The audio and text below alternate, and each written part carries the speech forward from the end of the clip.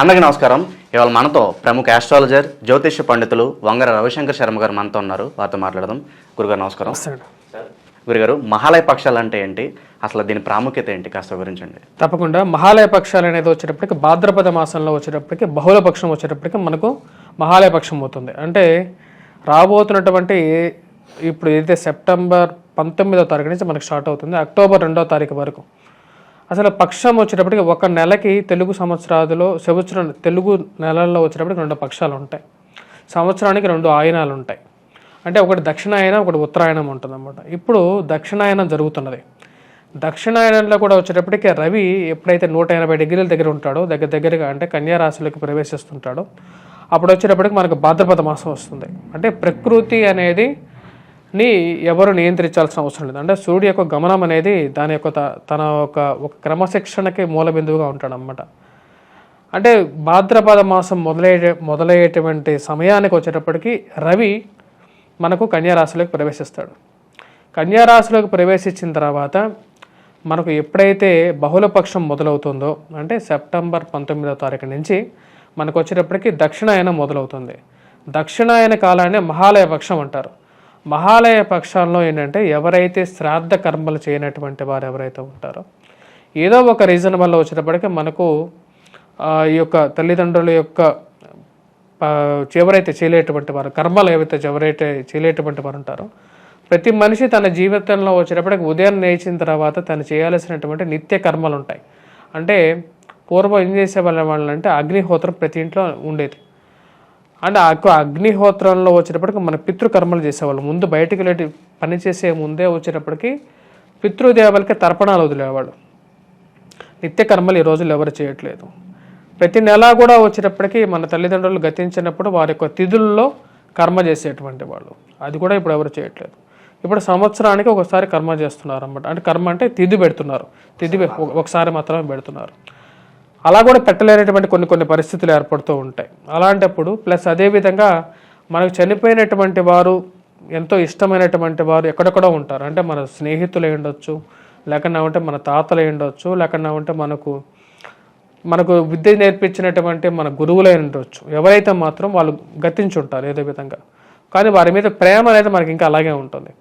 ఆ ప్రేమని రుణాన బంధేన పశుపతి శివాలయ అంటారన్నమాట. అంటే మనం ఒకరి జీవితంలో ఒకరికి ఎలా కనెక్ట్ అయి ఉంటాం అంటే రుణం ఉంటుందన్నమాట. నీకు బిడ్డలు పుట్టారు అంటే వారికి నువ్వు ఏదో ఒక పూర్వజన్మలో వారికి ఏదో రుణపడి ఉంటావు కాబట్టి వారు నీకు బిడ్డలుగా జన్మించుంటారు. మళ్ళీ వారికి తిరిగి మనం ఏదో ఒకటి చేస్తూ ఉంటాం.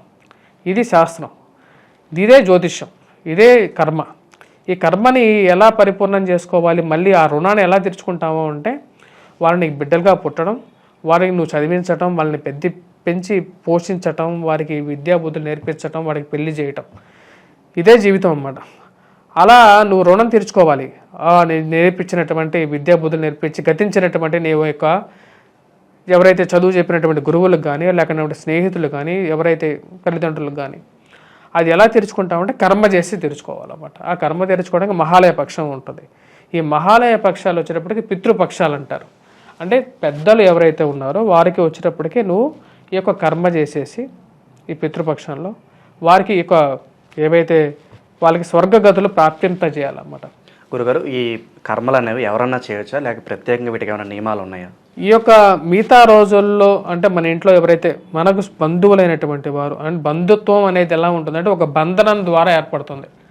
అంటే నువ్వు నీ యొక్క తల్లిదండ్రులకు కానీ, లేకుండా వారి తాతలకు కానీ, ముత్తాతలకు కానీ మీ అందరికీ ఒక లింక్ అనేది ఉంది, బంధనం అనేది ఉంది. అదే బంధుత్వం అయిందన్నమాట. ఆ బంధనంలో ఉన్నప్పుడు చేసేటువంటి కర్మ వేరు.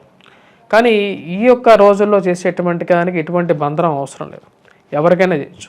అంటే నీ స్నేహితులు అయి ఉండొచ్చు, లేకపోతే ఫ్లైట్ యాక్సిడెంట్లో చనిపోయినటువంటి వారు ఎవరైనా సరే, వారు వేరే చోట చనిపోయినటువంటి వారికి కూడా చేయొచ్చు అన్నమాట. అంటే అంటే జనరల్గా వచ్చేటప్పటికి మీ భార్య తరపు బంధువులకి కొన్ని అబ్స్ట్రక్షన్స్ రావచ్చు, కానీ వారికి కూడా చేయొచ్చు, లేకపోతే దూర బంధువులకైనా చేయొచ్చు. ఎవరికైనా సరే కర్మ అంటే ఈ యొక్క తర్పణ వదలొచ్చు అన్నమాట. ఈ యొక్క టైంలో తర్పణ వదలటమే ఎక్కువగా ఉంటుంది. కొన్ని విషయాల్లో వచ్చేటప్పటికి పిండ ప్రదానం కొంతమంది చేస్తూ ఉంటారు.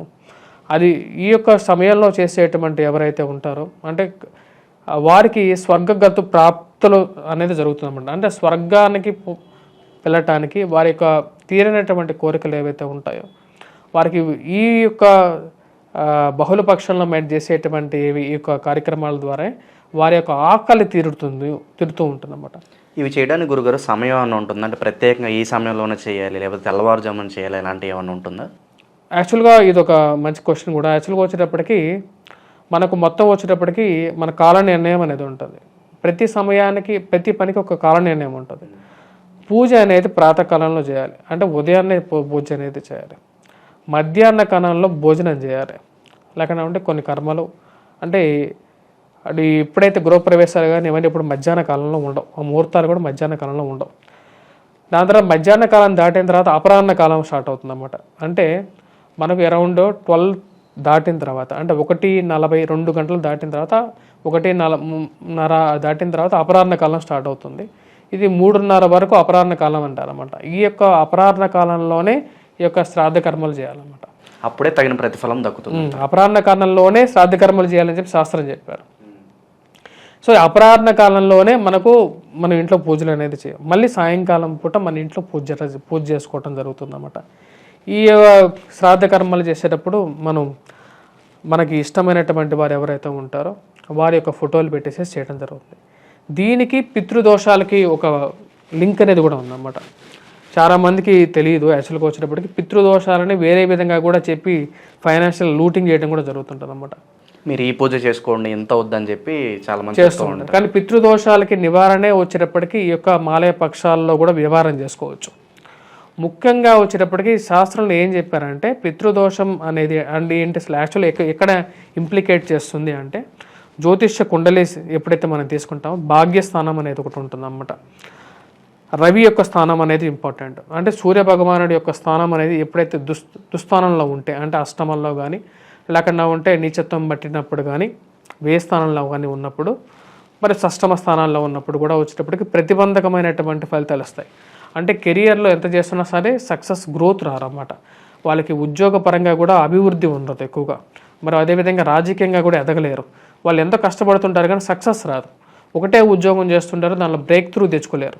దీనికి కారణం ఏంటంటే పక్కన ఉన్న వాళ్ళు గ్రో అవుతున్నప్పుడు వీళ్ళు కూడా గ్రో అవ్వాలి కదా, వీళ్ళు గ్రో అవ్వలేరు. దానికి కారణం ఏంటంటే రవి యొక్క స్థానం. రవి సరైనటువంటి నక్షత్రంలో లేకపోవటం, సరైనటువంటి స్థానంలో లేకపోవటం. దీనికి పితృశాపం అనేది కూడా ఉంటుంది. ప్లస్ వంశాభివృద్ధి కాదు, స్త్రీ సంతానం ఎక్కువగా ఉండటం కానీ ఇలాంటివి జరుగుతూ ఉంటాయి. దీనికి పితృదోషం ఒక్కటే కారణం కాదు. మళ్ళీ పితృదోషం maybe one of the reason impact అనేది ఉంటుంది. అంటే అలా కాదు. ఇప్పుడు మీరు మిస్టేక్ అక్కడ అవుతారంటే చాలా మందికి సంతానం లేదంటే పితృదోషమే అని చెప్పి చెప్పడానికి లేదు. పితృదోషం maybe one of the reason అని చెప్పి అవ్వచ్చు అన్నమాట. అలాంటి వారు వచ్చేటప్పటికి ఈ యొక్క పితృకర్మ చేయటం వల్ల పితృదేవతలకి ఎప్పుడైతే వారు సంతృప్తి చెందుతారో వంశాభివృద్ధి అనేది జరుగుతుంటుంది. ఇది శాస్త్రం చెప్పింది. దీనికి గయా శ్రాద్ధం కూడా ఒక వన్ ఆఫ్ ద పాసిబిలిటీ అన్నమాట. అంటే బౌద్ధ గయ మనకు గయ అనేది 3 స్థానాల్లో ఉంటుంది. మధ్య గయ, ఆది గయ, అంతగయ అని ఉంటుంది. మన పిఠాపురం మన దగ్గరలో ఉన్న ప్లేస్ వచ్చేటప్పటికి పిఠాపురం. ఇది వచ్చేటప్పటికి మనకు పాతగయగా చెప్తారు. ఎవరైతే ఎక్కువ దూరం పోలేనటువంటి వారు ఉంటారో వారు పిఠాపురం కూడా వెళ్ళి అక్కడ కూడా శ్రాద్ధం పెట్టచ్చు. అంటే 15 రోజులు ఈ పితృపక్షం ఏదైతే ఉంటుందో ఈ పితృపక్షం రోజు పెట్టచ్చు. దీనిలో కూడా వచ్చేటప్పటికి మనకు పాడ్యమి, విధియ, తదియ ప్రతి 15 రోజుల్లో ప్రతి ఒక్క రోజు కూడా ఒక్కొక్క విశిష్టమైనటువంటిది అన్నమాట.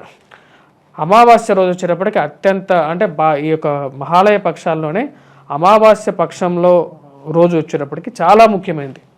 ఆ రోజు ఎక్కువగా చాలామంది పెడుతూ ఉంటారు. ఏది పెట్టినా సరే అపరాహ్న కాలంలో పెడితే ఏ రోజు పెట్టినా సరే అది మంచిదే.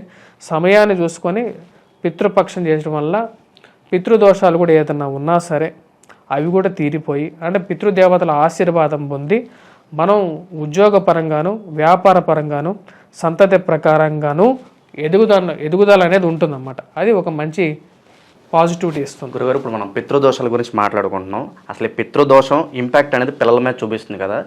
పేరెంట్స్ ఎటువంటి తప్పులు చేయడం ద్వారా ఈ పితృదోషం ఉంటుందంటారు పిల్లల మీద? లైక్ ఎగ్జాక్ట్గా రీజన్ ఏమై ఉంటుందంటారు? పితృదోషం అనేది వచ్చేటప్పటికి చనిపోయేటప్పుడు ఎవరైనా సరే ఒక మనిషి సుఖమైనటువంటి జీవితంలో చనిపోవాలనుకుంటారు.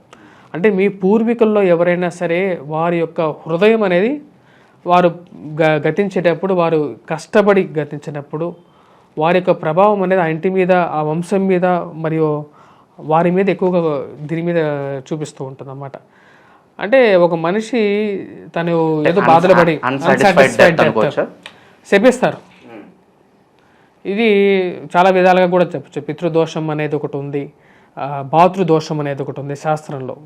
భాతృదోషం అంటే కుజుడు సరైనటువంటి స్థితిలో లేనప్పుడు భాతృదోషం అంటారు అన్నమాట. ఇవన్నీ శాస్త్రంలో చెప్పబడింది. దాంట్లో పత్ని దోషం అనేది ఉంటుంది. అంటే పూర్వజన్మలో స్త్రీని వధించటం కానీ, కొంతమంది పూర్వజన్మ గతి ఈ జన్మలో మనం అనుభవించాలి, ఇదే కదా శాస్త్రం అనేది. పూర్వజన్మలో నువ్వు నీ యొక్క భార్యని చంపటం కానీ, లేకుండా ఉంటే దాని ఏదైనా ఒక స్త్రీని కానీ, లేకుండా ఉంటే నీ యొక్క పత్నిని కానీ వధించటమో, లేకుండా ఉంటే ఏదో చేసినట్లయితే ఆ యొక్క శాపం, తన యొక్క చనిపోతూ తను ఇచ్చినటువంటి శాపం అనేది ఈ జన్మలో వారు దాన్ని, ఇదే పూర్వజన్మ కర్మఫల సిద్ధాంతమే, అది కాకుండా ఇంకేమీ ఉండదు.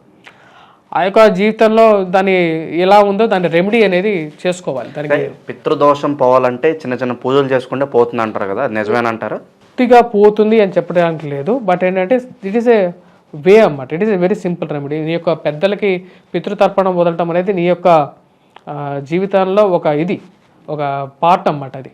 ఎందుకంటే వాళ్ళని నువ్వు స్తుతించినప్పుడు నిన్నెవరు నీ పిల్లలు ఎలా రెస్పెక్ట్ ఇస్తారు, అంతే కదా. నీ వంశము మరియు అదేవిధంగా ఈ యొక్క టైంలో వాళ్ళందరినీ నువ్వు స్మరణ చేసుకుంటున్నావు కదా. ఇప్పుడు మీ తాతని, మీ ముత్తాతని, వాళ్ళ తాతని, ఇప్పుడు మీ తండ్రి గారు ఎవరైతే గతించుంటే మీ తండ్రిని, వాళ్ళ తండ్రిని, వాళ్ళ తండ్రిని, 3 తరాలని నువ్వు స్మరించుకోవటం, వాళ్ళకి ఇష్టమైనటువంటి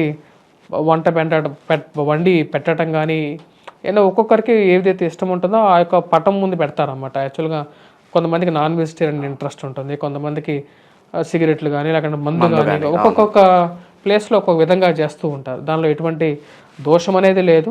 కొంతమంది ఇవన్నీ శాకాహారంలో వచ్చేటప్పటికి ఆ విధంగా కాకుండా కల్చర్ డిఫరెంట్గా ఉంటుంది. వాళ్ళ ఆత్మశాంతి కలుగుతుందని ఒక భావంతో పెట్టడం తప్ప ఇంకేం లేదు. గురుగారు, ఈసారి మహాలయ పక్షాలు ఎప్పటి నుంచి ఎప్పటి వరకు వస్తున్నాయి కాస్త వివరించండి. ఈ యొక్క మహాలయ పక్షాలు వచ్చేటప్పటికి సెప్టెంబర్ 19వ తారీఖు స్టార్ట్ అవుతున్నది. 18 పౌర్ణమి అవుతున్నది. 19వ తారీఖు మనకు వచ్చేటప్పటికి బహుళ పాడ్యం అవుతున్నది, కృష్ణ పాడ్యం అవుతున్నది. అక్టోబర్ 2వ తారీఖు వరకు, అంటే మళ్ళీ తిరిగి పౌర్ణమి వరకు వచ్చేటప్పటికి మనకి 15 రోజుల కాలం ఏదైతే ఉందో, తిరిగి అమావాస్య ఏదైతే ఉందో ఆ అమావాస్య వరకు కూడా, అంటే భాద్రపద కృష్ణ పాడ్య అమావాస్య ఏదైతే రాబోతున్నదో అక్టోబర్ 2వ తారీఖు వరకు కూడా వచ్చేటప్పటికి ఈ 15 రోజుల కాలం ఏదైతే ఉందో ఈ యొక్క మహాలయ పక్షాలు ఉన్నాయన్నమాట. ఈ మహాలయ పక్షాలు అనేవి అత్యంత ప్రసిద్ధి కలిగినటువంటివి. అది కాక అమావాస్య రోజు చాలా ఇంపార్టెన్స్ అనేది ఎక్కువగా ఉంటుంది. పుణ్యస్త్రీగా చనిపోయిన వాళ్ళు ఉంటారు కదా, అలాంటి వారికి ఏమన్నా సమర్పిస్తే మంచిది అంటారు ఆ సమయంలో?